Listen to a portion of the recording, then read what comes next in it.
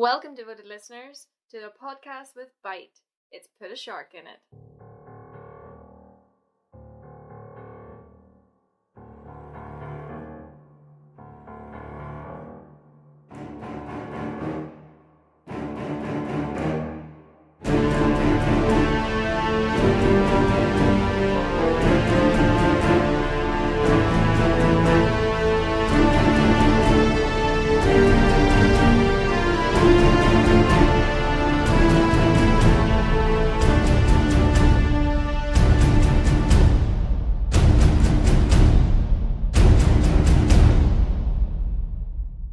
What are we looking at today? Today is my pick for the first of our Halloween series. Halloween extravaganza? Yes, because you love Halloween. I do.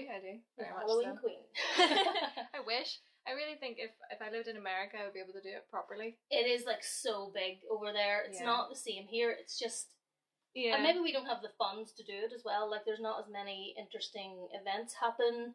There's a couple. I mean, there's things happening across the city. You know, there's the Stranger Things disco happening at Vando, which sounds really cool. Yeah. But I think here, I always find that people make you feel bad for enjoying Halloween. Yeah. They make you feel like it's trivial and stupid and childish. Yeah, you are, all of those things. Yeah. My case in point, yeah, well, listeners. Truth hurts. Yeah. No, but I think it's just because traditionally it's not a big thing here. Well, Halloween does originate from here. It's the our real thing. old traditions, but that's not what's mostly is how it's celebrated now. It's very American. Mm-hmm. How we see it now. But then again, you know, just because something is American doesn't mean it's bad. Yeah, it does. I think a lot of people go, oh, damn Yanks, but I think some of their stuff is pretty fun, and the way they do stuff is fun. So. Well, I do think, personally, generally, I think this about anything in life, bigger the better, you know? Let's not go where you clearly are taking that. But I just meant, like, you know, I guess we're going to do something. There's a certain gift that you sent me through the week. Let's not go there. You'd like to go there, but that's all I'm saying. Alright. So yes, we're doing my pick for the first of our Halloween trilogy, I guess. We're doing 3 films, and then we're going to talk about kind of classic films. Yeah. My pick is An American Werewolf in London. Brilliant. Which is a 1981 film directed by John Landis. I friggin' love it. Like, I realise it's not maybe one of the best horror films. It's not the scariest horror film, or it's not the funniest comedy horror film, but I genuinely have a real serious soft spot for this film. I think it is those things. You know, I think it has a really great balance. Mm-hmm. There's some bits in it that are a bit strange. Yes, there are. In the development of the love relationship. Let me just say one word. Unprofessional. Exactly. And yeah, I'll get into what the other nurse does, which is completely Oh my god, I know. But I love the log line for the film. It goes, the director of Animal House brings you a different animal. Nice. Like it. John Landis also directed another one of my favourite films when I was a kid, which was The Blues Brothers. Oh yes. I seriously love that film, and I was obsessed with the soundtrack and everything, and I had a big poster on my wall. Did you know, speaking of The Blues Brothers, that I just find this the most bizarre idea possible, that the studio executives wanted Dan Aykroyd to play David and John Belushi to play Jack. Like, I read with that. these young Americans on tour, you know, like, what? Thank goodness he wanted new faces. Yeah. Because what? I don't really know. I did read that when they were putting visas through, they only put through for 4 for the 2 actors, John and Rick. Mm-hmm. But one of the actors, the one who plays Jack, I can't remember his name right now. Griffin Dunn. Yes, his wasn't coming through because whoever was handling it in London and England said there are plenty of American actors in London. Oh, so they thought, so they thought that they could just, not do it. You just slot anyone into that role. So he said that if this doesn't go through, I can easily change my film to American Werewolf in Paris. Absolutely. And which we got. Which I also like. Like, I enjoy the sequel of it. It's not as good as the original, of course, but it's a good story, and like Julie Delpy and the guy, I'm sure it's Tom something, sorry his name escapes me, but Tom Everett Scott? Tom something, anyway. Yeah. I'm sorry. I think he's really great in it. Yeah, and yeah. It's fun, and it's in Paris. It's all I know. And there's more wolves. There's more wolves. Well, okay, hello. You know what I mean? More. Go big or go home, you know what I mean? the first time I ever saw this film, now I don't really know what age I was, but I was too young to be watching a film in which there was gore and sex. I don't know why primarily my father must have thought it was a good idea. I freaked out to the point where I had nightmares for literally months upon months upon months about this film. They had to stop the film halfway through. Oh my goodness. I was like crying and screaming and getting on. And do you know what point it was that you started? Well, I feel like I remember seeing the bit where there's the dream sequence of the Nazi monster zombie weird things. Totally insane. And that freaked me out. Yeah. So I think it might have been around that time, but then I kind of have a memory of the tubes scene. So I don't know, which is really scary. So I don't know. I might have seen quite a lot of it really, my mom had to take me upstairs to bed and I made her read me a fairy tale, which ironically I guess was Beauty and the Beast, which was one of my favourite fairy tales. So You know, one of my earliest memories of this film was my brother and I being babysat by our next door neighbour. You know, and they were quite quiet country people. Was it a suspicious evil next door neighbour? And they, you know, their son was a priest and everything, you know, so they were good God-fearing people. Yeah. And for some reason, we ended up watching this. We were allowed to watch this at their house. And I remember hiding behind the sofa, watching the severed head roll, and being terrified. Yeah. My brother, of course, he loves werewolves. So if there's ever an argument coming up where it's werewolves v vampires, he's always really gun-ho. Team werewolf. Because he's Team Jacob. Ultimately. He's Team Jacob, yeah. That's what it is. Well, that is, first of all, that's very strange that you got to see it from those kind of people, because... Yeah, it must have been their daughter. It must have been her being really edgy. Rebelling. Yeah. Not that my mum wouldn't have let us watch this, and probably did let us watch this, but that's my first solid memory I've ever seen. Speaking of Team Werewolf, is there any other werewolf films you really like? Dog Soldiers. Oh my goodness, it's fantastic. So it's so good. So and again, there's like more than one werewolf, which is always werewolves. There's more than one werewolf, which is great. Yeah, it's a really great film. And Ginger Snaps, I think. Oh, Ginger Snaps is brilliant. I especially love in Ginger Snaps. Spoiler alert for anyone who hasn't seen it. You know, when she has sex with the guy and infects him. Yes, that's right. Oh my goodness, it's so good, and it's just an interesting telling of that whole thing and that idea of a woman a girl going through puberty and the changes that brings. Yeah, I always really like werewolf films, except that they're not often served very well. The werewolf, you know what I mean? When Rick Baker did the makeup on this film and won an Oscar. And won an Oscar, yeah, that's right, which deservedly so. Yeah, absolutely. But he imagined that the werewolf would be that kind of classic, you know, walking at 2 feet, sort of half man, half werewolf, the classic sort of Lon Chaney. But John Landis said, no, it should be a 4-legged hound from hell, which is exactly what we got, and I think it's amazing. It's so good. But normally, the 4-legged werewolves look too much like wolves, whereas this didn't. I think because the wolf that we get in the film, which I think is brilliant as well, it's flawless design, it deserved every accolade that it got for it. It's heavier on its upper torso. Yes. It's more kind of bulky and very much muscular. So. Of course, you know, and the way that the legs are at the back, it runs, but it's too, like, when I think of a wolf is slim, agile. Yes, exactly. It's lithe, kind of. You know, I would be more prone to liking what Rick has done here rather than what we get when we see a wolf standing up. Yeah, I agree. Except that in a few cases it kind of works. Underworld. Underworld, they're good. Because they look insane. Like they're like so incredibly buff that their neck, they don't have a neck anymore. You know, it's all just solid muscle. Exactly. That's really terrifying. I think the thing is, I want to be scared by the wolf. Exactly, and if it looks just like a lovely dog, or even like a bigger version of a lovely dog, you just want to pet it. And I especially don't like it when they just elongate a human form. Yes, like they did in, was it Prisoner of Azkaban? Prisoner of Azkaban, yes, that's right. But he wasn't. I mean, I always think of that as being a slightly different thing because it's like magical and not. I sort of separate the world of that kind of magic, and I don't. That's just in my head, you know. But did they not refer to him as a werewolf? Yes, no, he is. He is a werewolf, or he's not exactly a werewolf. It's like a curse kind of thing. I don't know that he's a werewolf in the classic sense because there's another werewolf in Harry Potter. Oh, people are gonna get on me. His name's Grey something. Oh, people are gonna go crazy. All our millions of viewers.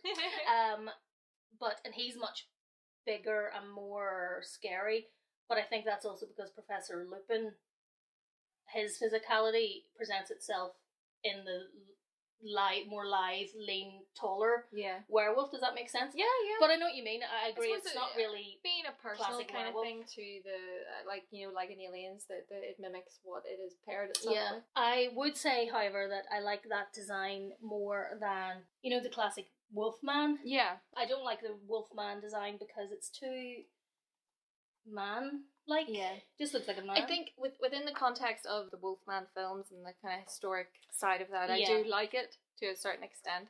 But if I was designing a wolf for my film, or indeed if I encountered a wolf and I was like, oh, it's really cool, but it's really scary. I know what I would want. Yeah, exactly. And also, I didn't really like the remake of Wolfman. Sorry, Benicio del Toro. Oh, not your fault, but I did enjoy it. I have to point out that one Halloween, my brother, who's obsessed with werewolves, as I said, really wanted to dress up as a werewolf. So my mum had this fantastic idea. She had old fur coats. Oh. So she put a fur coat on him and like a lumberjack shirt and cut that's slices so in it. cool, yeah. And then had a wolf mask. Yeah, that's like the classic kind of. Yeah, it was brilliant. It was so good. Yeah, but that is a good Halloween costume to go as. Just as a little kid. yeah, exactly. Oh, that's good. So, where I lived in the Branyel, we kind of lived between, like in a square, kind of, and there was the green, as we called it, where they would have the bonfire on the 11th every year. Woohoo!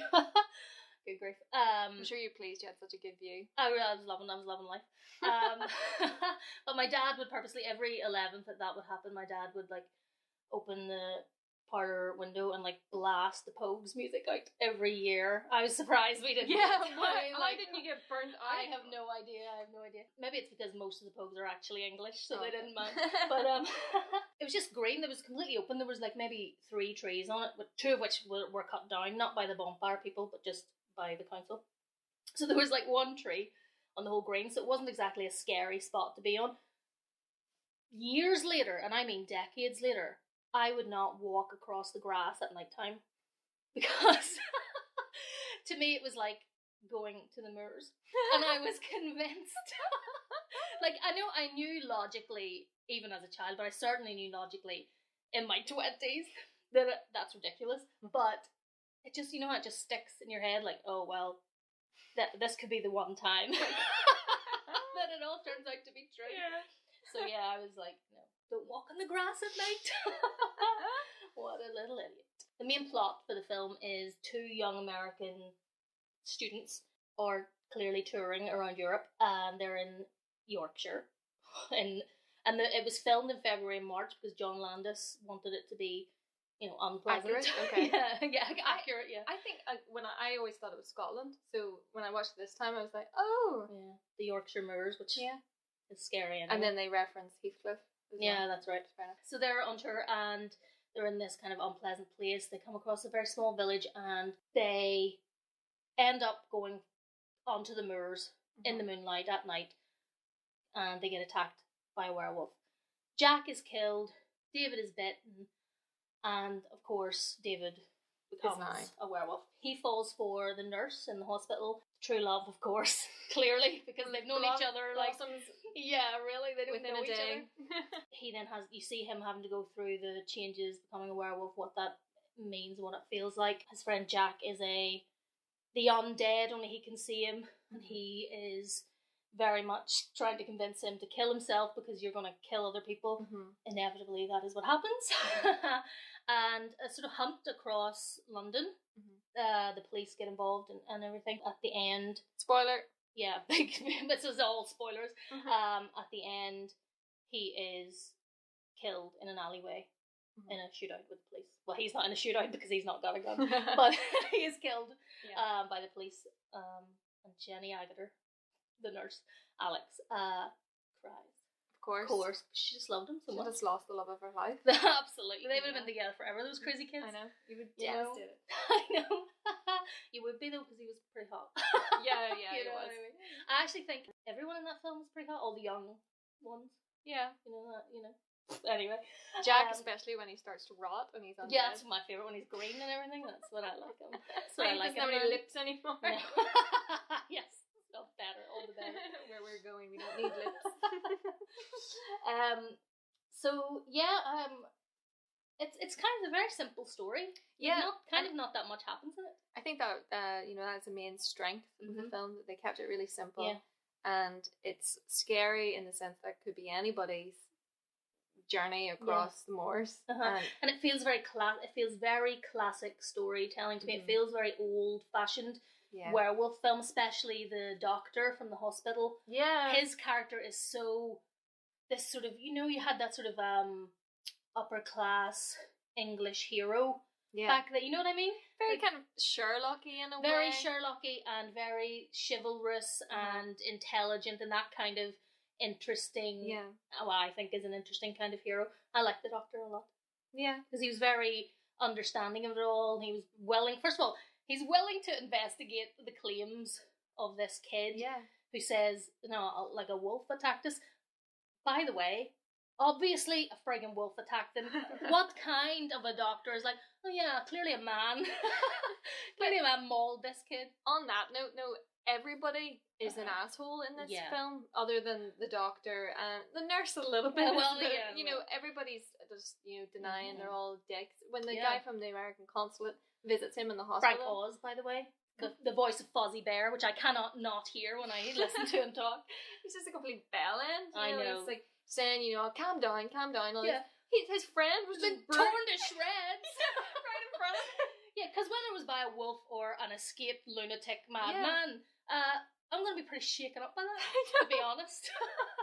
But they also, they don't give him, there's no, help for his state. Get over it. Yeah, get over it. You're alright, son, away you go.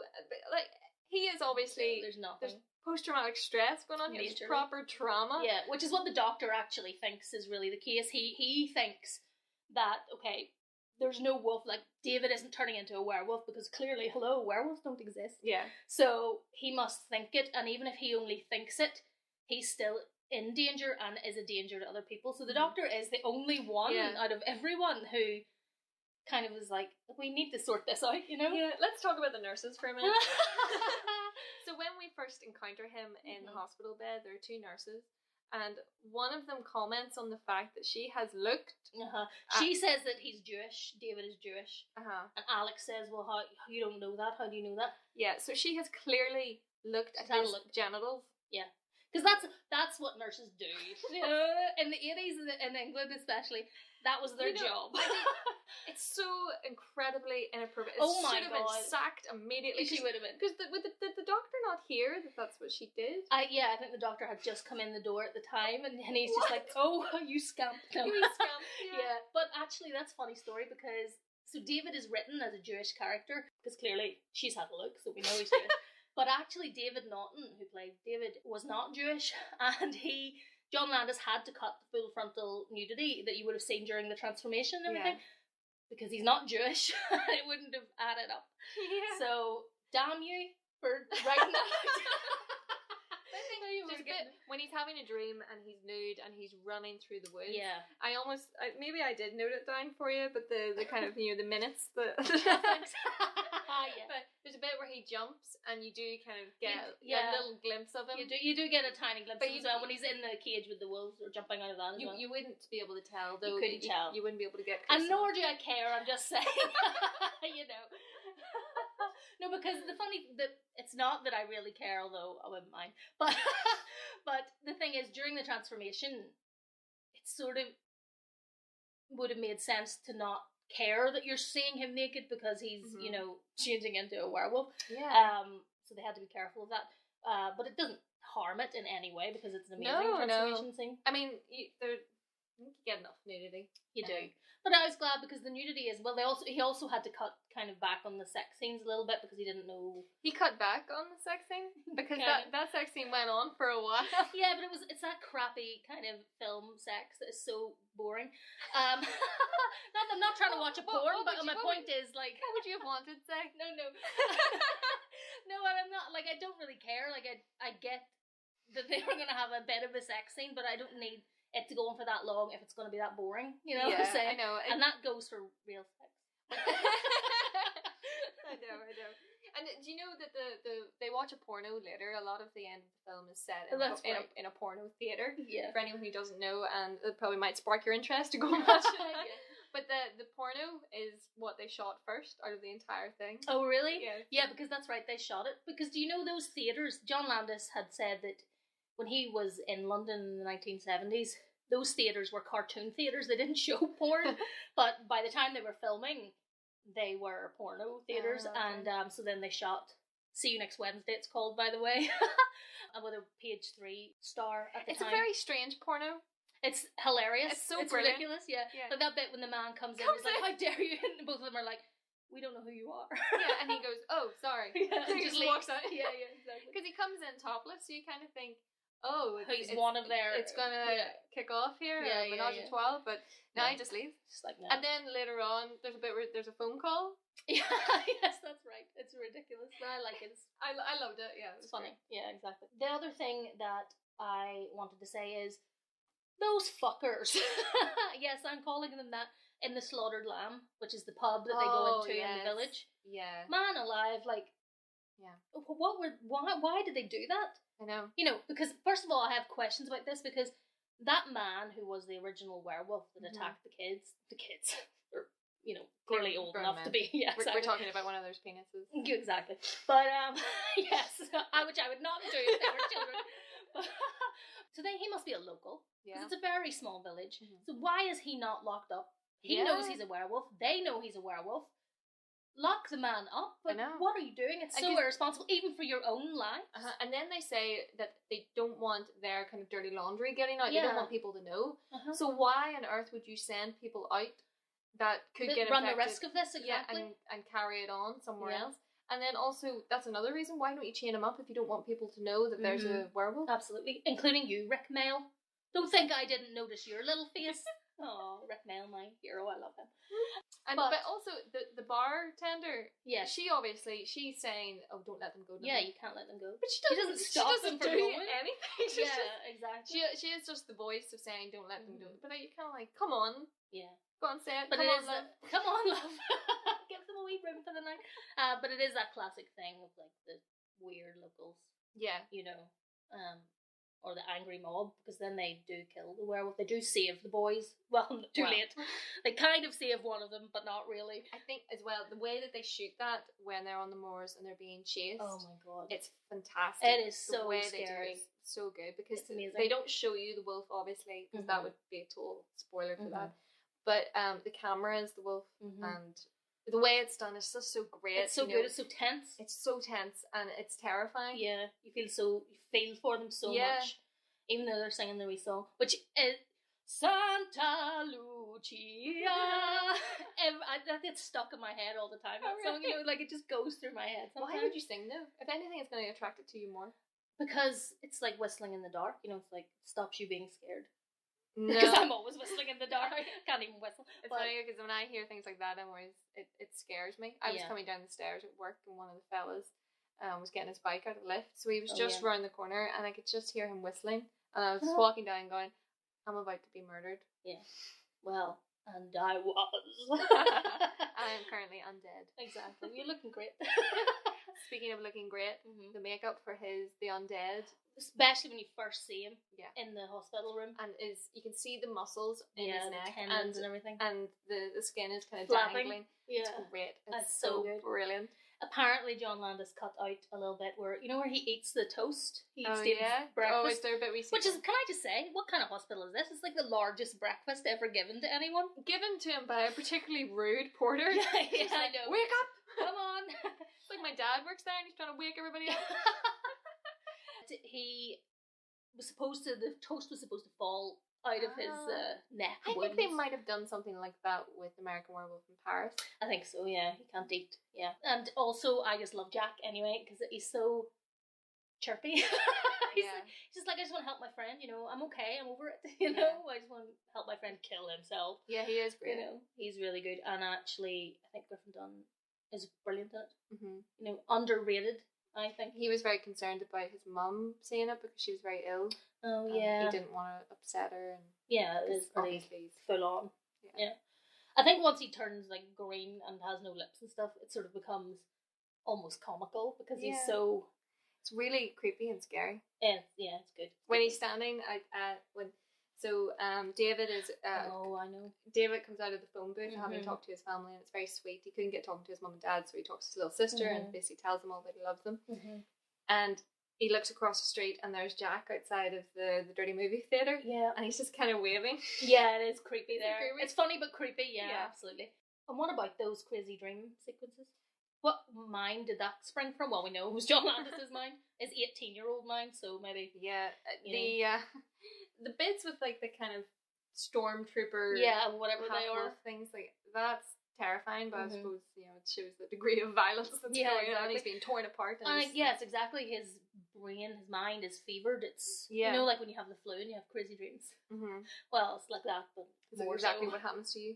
Yeah, I always have those dreams. But I do have crazy dreams when I have the flu, because I remember I had a dream, this stays in my head, I had a dream where I had to disentangle thousands upon thousands of grey men.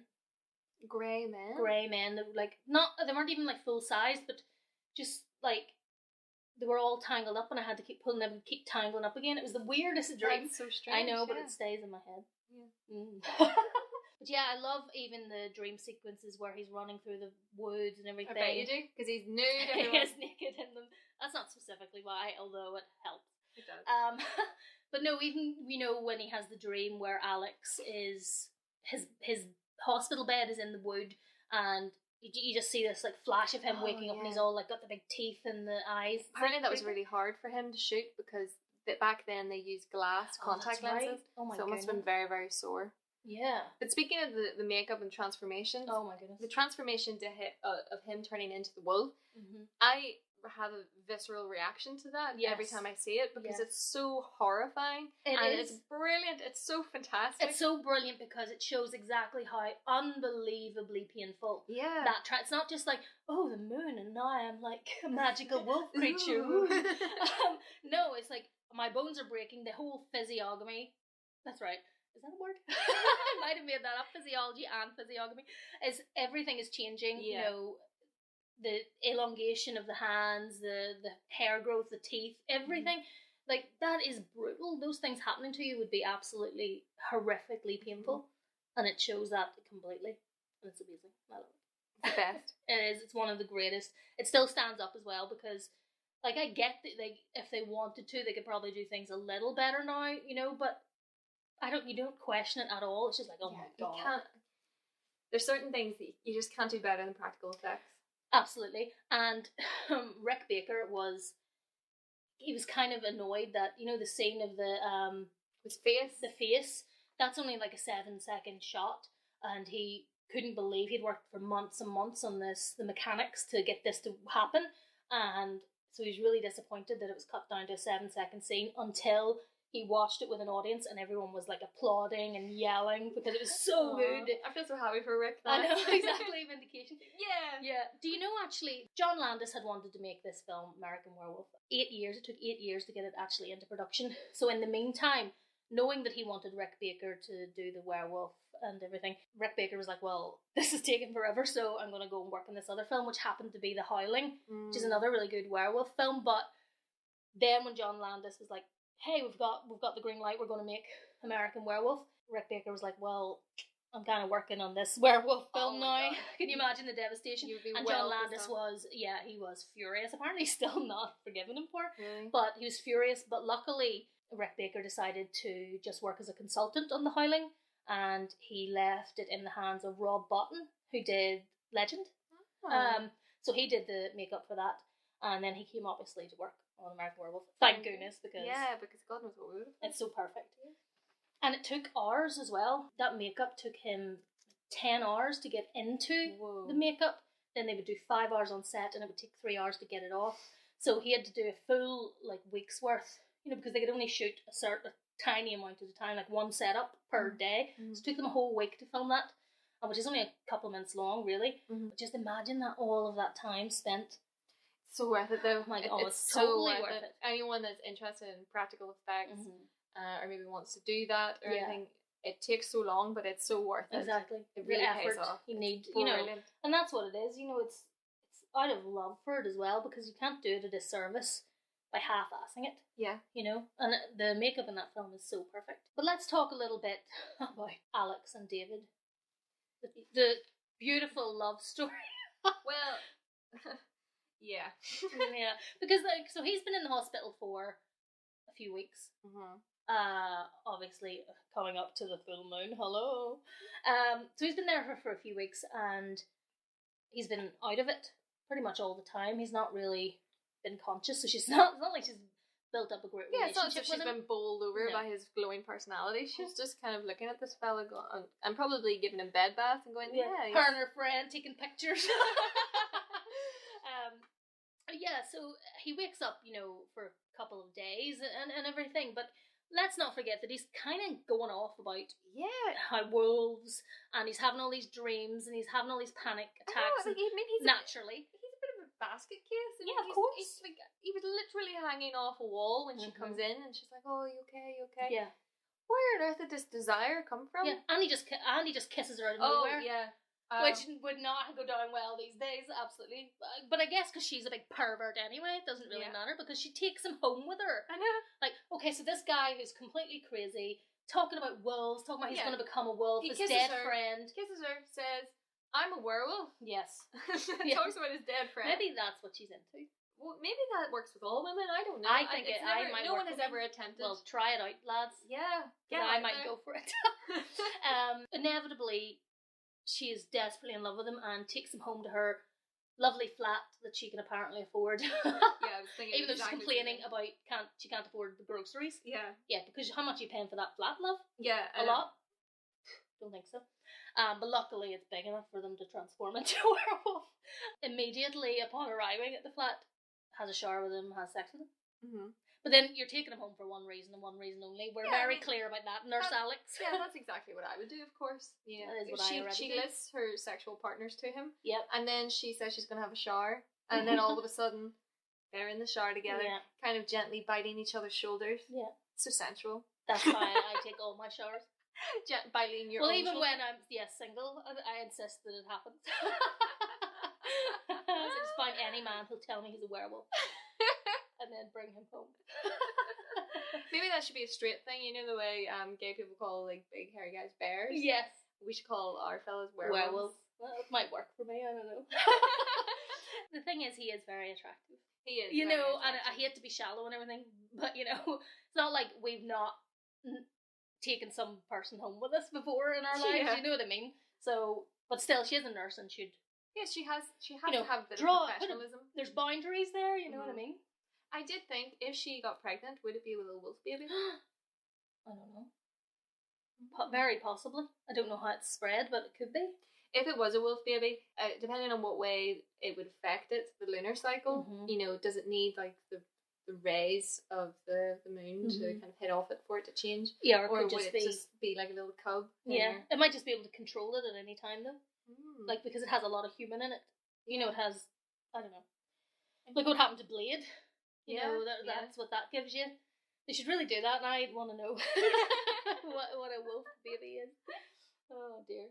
I'm surprised. There must be a film that has that in it. It's probably terrible if it exists.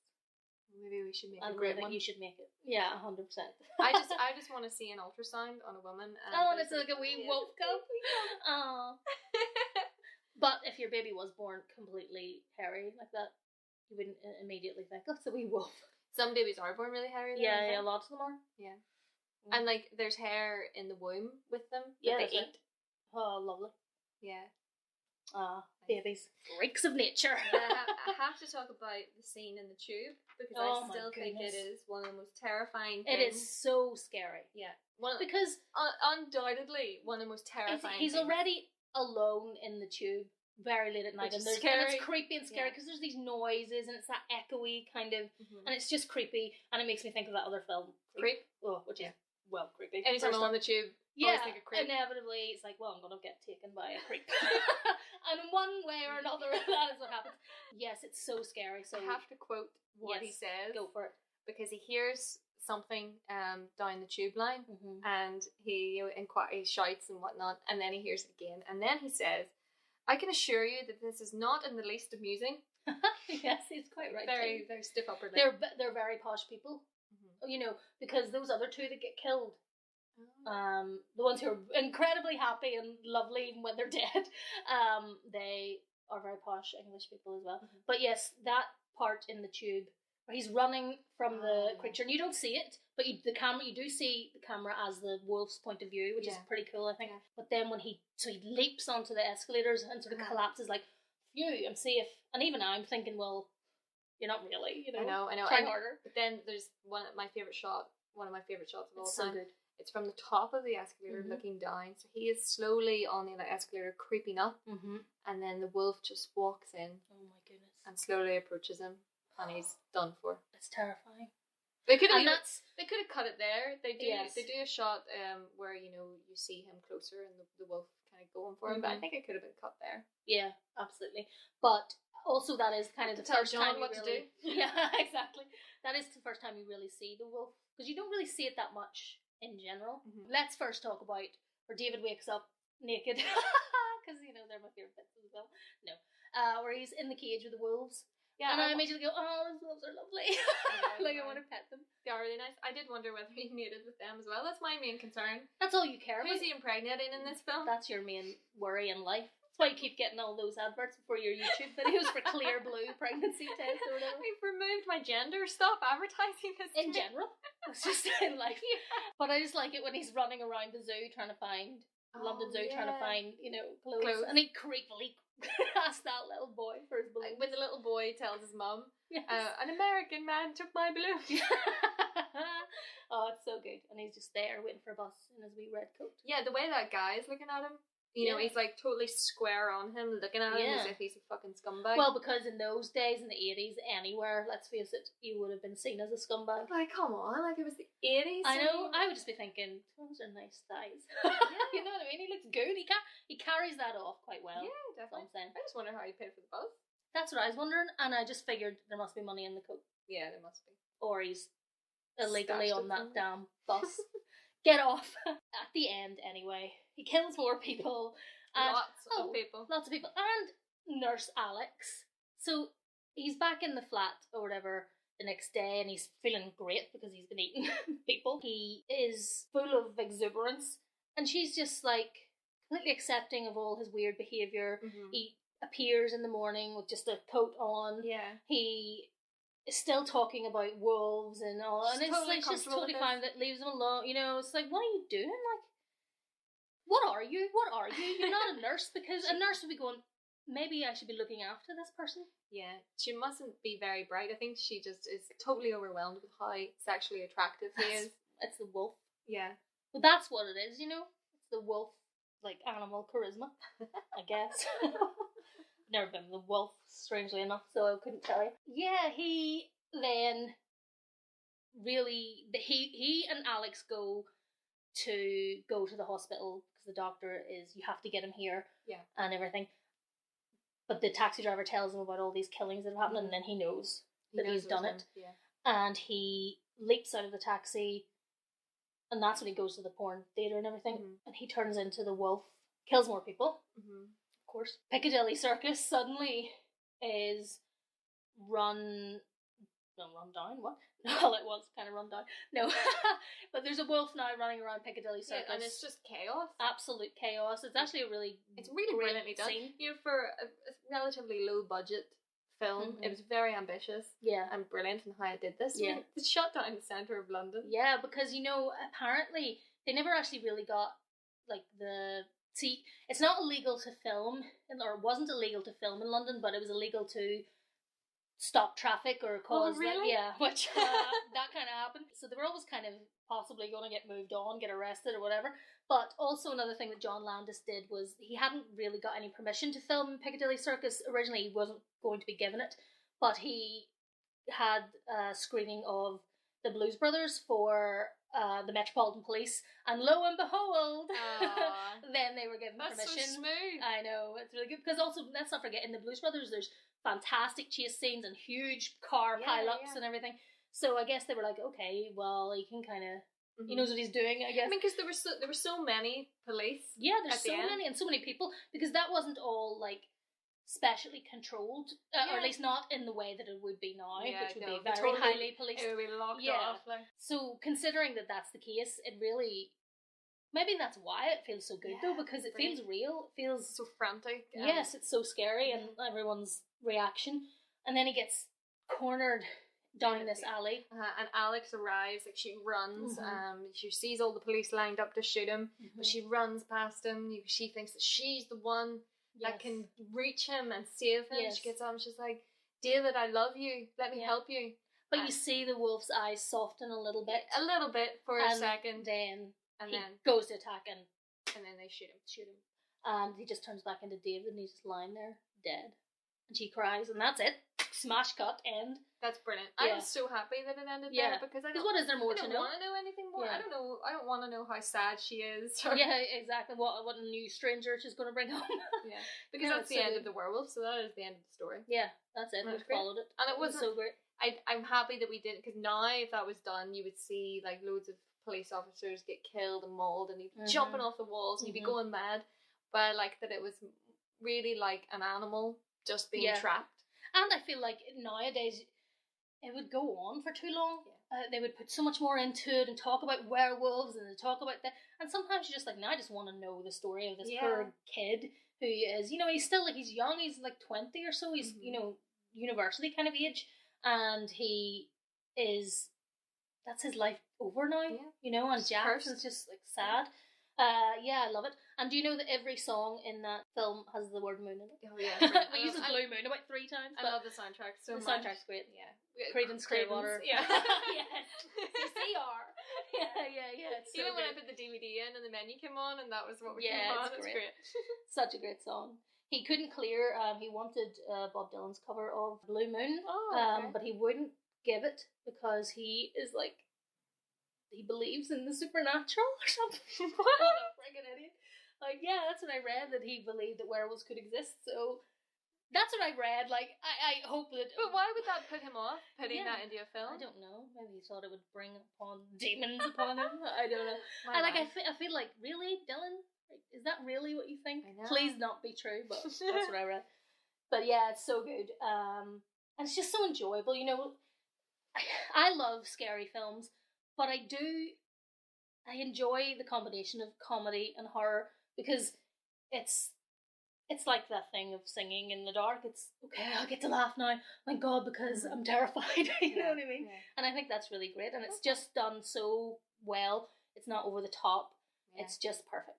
It's just how you would naturally react. Yeah, exactly. It's still real if your friend was really standing in front of you with a skin neck injury. Especially in the beginning when the wolf is circling them and chasing them, how they react, and Jack saying like, "Shit, what is it? Like, what the fuck is it?" Yeah, exactly. David runs off, by the way. Yeah, David leaves him. Yeah, well, I mean, but he does go back. Like, I understand the initial, like, I gotta survive, fight or flight, but like his friends being mauled. We now know what's gonna happen. Well, no, because I would never be able to run away fast enough. So but you would still run. Or I'd still try, and it'd be like.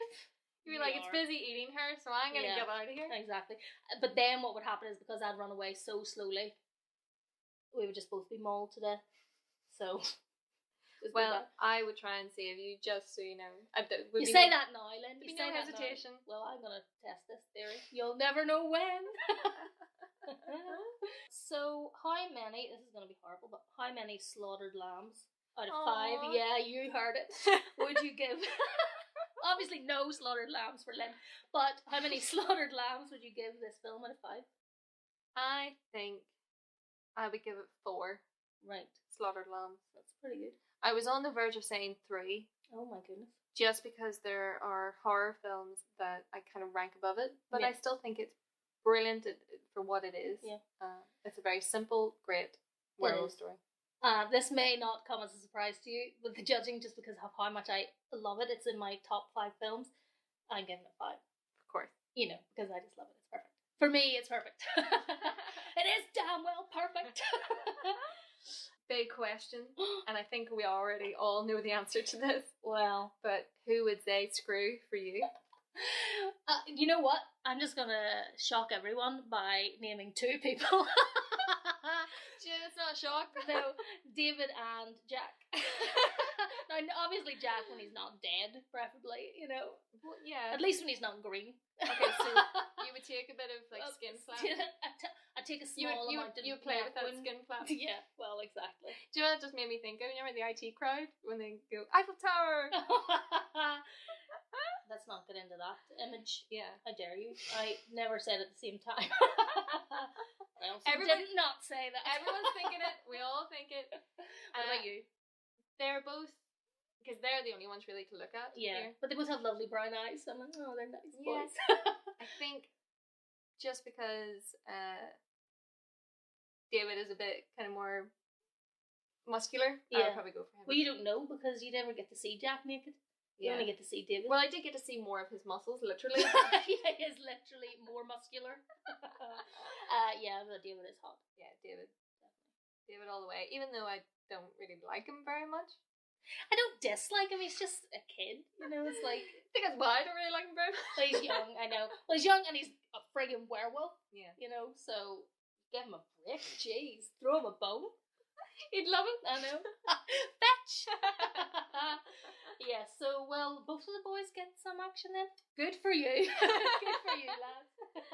Everybody wins this round. Exactly. Oh. So, if you love Four-Legged Hounds from Hell, definitely you'll watch American Werewolf in London. And then if you're in for a bit of fun with more wolves, watch American Werewolf in Paris. Yes, because it is really good, and it is funny as well in the same way that American Werewolf London is, I think. Yeah. You know, and Julie Delpy's very pretty. I think there's more kind of sexiness in the Paris one, isn't it? Well, it's Paris. Of course. Okay, so I guess we can talk about what films are going to be released this week in the UK, anyway. So I guess the biggest one, the one that I would like to see, is The Girl on the Train. Oh yes, which is the Emily Blunt Emily film. Love everyone, me too. I think she's absolutely great, and she's very funny, and she's married to John Krasinski, who's also really funny. Mm-hmm. So I just like them all the more. They would just be great to hang out with. I just want to hang out with them all the time. Yeah. Oh, they'd be so annoyed by me. Like, don't you leave? Yeah, so everyone's like, that's the new Gone Girl, you know. Oh, okay. Sort of psychological thriller.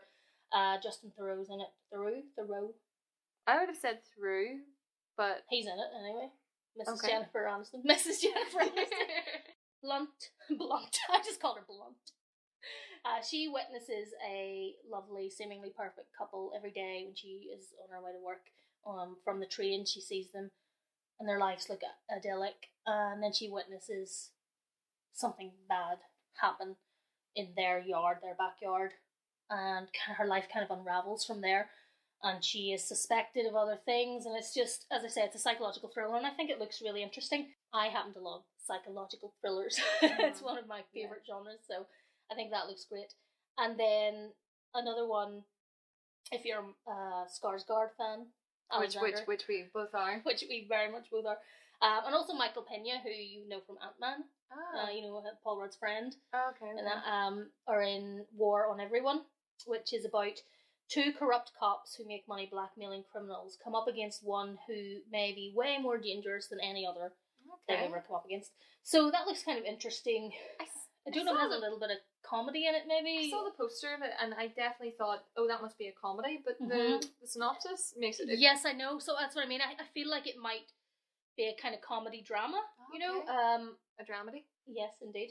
So those look really great. Oh, and just my Scientology movie, the Louis Theroux, is out. I don't know if it's been released here or what, because I haven't really...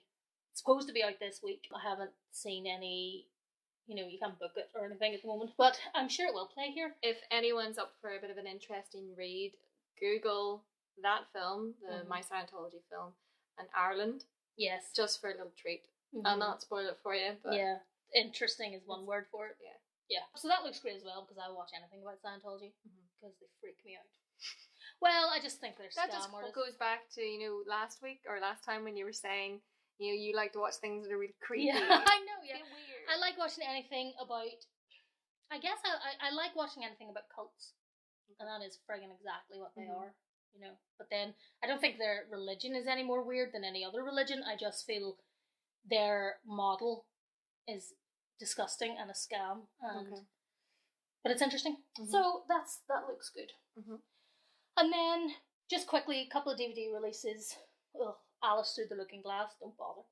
The extended edition of The Martian. Oh, okay. Which I'm sure you'll be interested. You like an extended edition? I do. Especially if it's in a steelbook. Well, exactly. Because it's Halloween, there's a couple of horror films. This isn't why they're being released, probably, but as it's Halloween. The Saw collection. There's a couple of good episodes of that saga. Not all. A saga. Saga, indeed. But there's a couple of good ones, you know.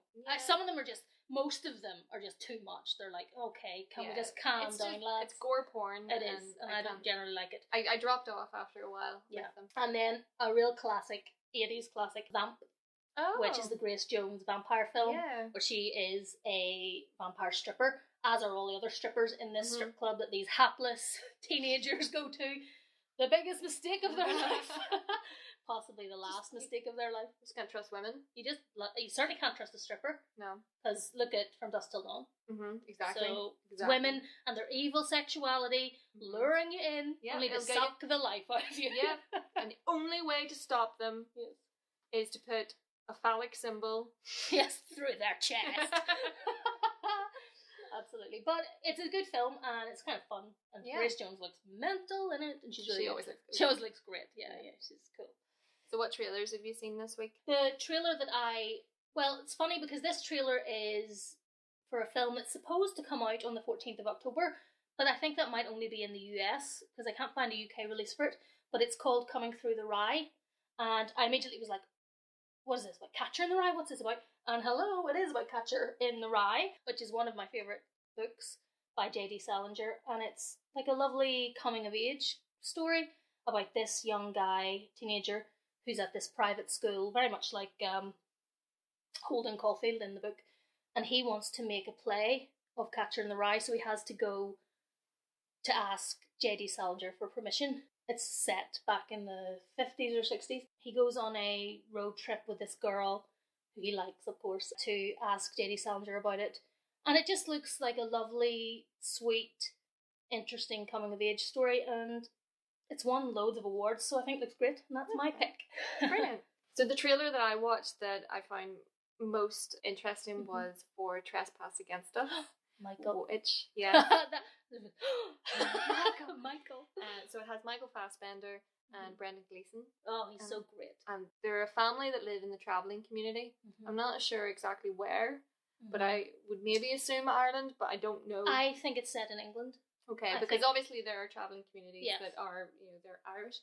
Michael Fassbender's character wants to get out of this crime family. He wants to protect his children and his wife and live a normal life, but his father, who is a bit of a crime boss, keeps bringing him back in, and it looks great. It does. I watched that myself, and I think it looks really interesting. Probably kind of a hard watch. Yeah, I think it would be a hard watch, but I think watching them both try and out-act each other. Oh my goodness, absolutely. Because they're both, I love Brendan Gleeson. I think he is so fantastic.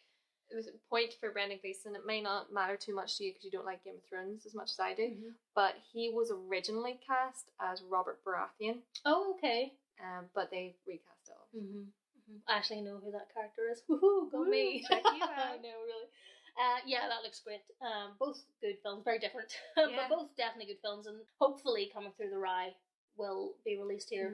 If not, I will be waiting for it to come out on DVD. One thing I was looking for, Swiss Army Man doesn't appear to have a release date. Or it's supposed to be out. It's not in any of our cinemas in Belfast. Is that, well, because I think my friend has seen it, so I don't know where she saw it. Is it in Queen's, maybe? I checked Queen's Film Theatre. I checked it for this weekend. Perhaps she illegally downloaded it because it is available, kids.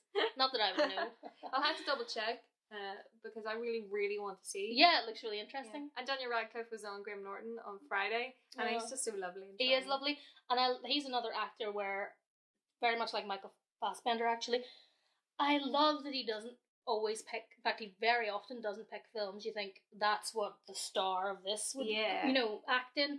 I've always liked that in an actor. Yeah, definitely. You know, to show that you're versatile and you can transform into any character. It's Gary Oldman, you know, it's brilliant. And I think especially it's important for Daniel Radcliffe because, I mean, after Harry Potter, you could so easily just be this very typecast, you know, kid, I guess. And he's made once he made Equus, the play about the horse, which my friend saw, said it was very impressive. the play. So I'm talking about the play. She said it was very good. And so once he made that, I think you were like, okay, so he's not going to go down the normal route, which is great. Yeah, I love it. Really good. And he's great. He is. They're both great lads. I think it's just because Michael and Daniel, every time I see any interview with them, and even in between the interviews, they always just seem like really natural, nice people. Yeah, and funny. So I'm always going to be drawn to hoping that they do well and do good films. Oh. We wish you well, fellas. We wish you well. Dan and Mike. Lastly, but not leastly, doesn't make sense, but whatever. Our final line from a film last time was from the film Magnum Force. And who's in that again? Clint Eastwood. What other Clint is there? Clint. Yeah. Clint. I just need to say Clint. Yeah, there is only really one person that can pull off that name. Yeah. Do you think, not now so much, but do you think Clint Eastwood is attractive? Definitely in his day. Yeah. I used to, whenever Rawhide, do you remember the TV show Rawhide? Probably not. It was repeated on Channel 4 when I was a wee kid on a Sunday. As Rowdy Yates, I always thought he was very. I was too young to really fancy him, if you know what I mean. But I thought he's nice. I think, if I was ranking him, against other people, he's not gonna be. No, and also the thing about Clint Eastwood is, especially back in the day, he played fucking asshole characters. Yeah, a lot of the time. I like some of his films. I like his westerns more than his police films. Like I love The Outlaw Josie Wales. I think that's a classic film. So good. I know this is maybe further past the sex symbol time, but Unforgiven is amazing. That is such an amazing film. And Gran Torino. Yeah. Well, this one, he's a talented man. Yeah. Anyway. He doesn't sit and list all of his talk about, exactly. A to Z. I should be an American there for no good reason. Okay. So our final line from a film. I've picked this for you, Lynn. Oh. Because I'll just say this. It's Halloween. Ooh, well, almost. And it's a film that you really like. Okay. Why don't we just wait here for a little while, see what happens? I know exactly what it is. Ooh, what could it be? If you know, comment down below, and I will tell you next time.